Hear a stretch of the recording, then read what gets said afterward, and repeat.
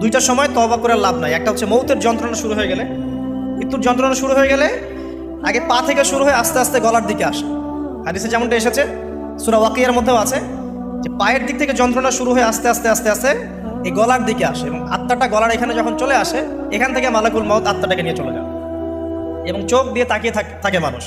রুহটা চলে গেলে মানুষ চোখ দিয়ে তাকিয়ে থাকে, দেখবেন এই কারণে মৃত ব্যক্তি তাকিয়ে থাকে, চোখ খোলা থাকে। এবং তখন আসমান থেকে সিঁড়ি নামিয়ে দেওয়া হয়, ওই সিঁড়িতে করে আত্মা চলে যাচ্ছে, ও তাকিয়ে দেখে যে আত্মা চলে যাচ্ছে। এবং মানুষ মারা যাওয়ার পরে চোখ জীবিত থাকে অনেকক্ষণ।